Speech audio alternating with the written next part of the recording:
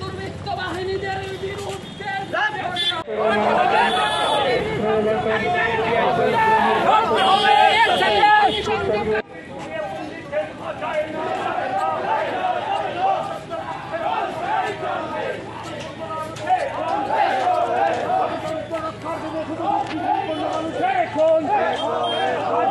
অধিকারীদের বিরুদ্ধে সমস্ত অংশের মানুষকে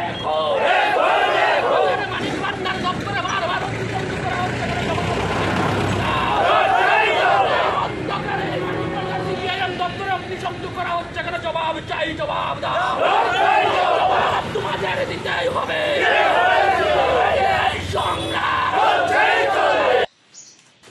গতকাল 1 জানুয়ারি রাত্র আনুমানিক 11টায় বিজেপি দুর্বৃত্ততা মানিক ভান্ডার সিপিএম মহকুমা দপ্তরে আবার অগ্নিসংযোগ করে ভাঙচুর করে। 2018 সালে সরকার পরিবর্তনের পর এই নিয়ে 9 বার আক্রমণ। পার্টি বিশের মূল্যবান সামগ্রী, টিভি, কম্পিউটার থেকে অনেক ধরনের আসবাবপত্র গাড়ি বোঝাই করে লুট করা হয়েছে। তারপর বারবার অগ্নিসংযোগ ভাঙচুরের ঘটনা চলছে।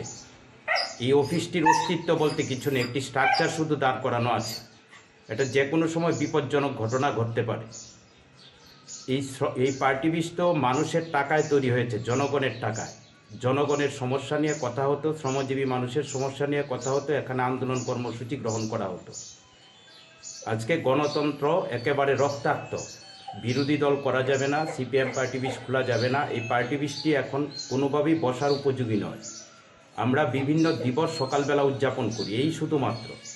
এটাও বিজেপির সহ্য হলো না। গত সর্বশেষ 27 ডিসেম্বর আমরা এখানে জনশিক্ষা দিবস পালন করি।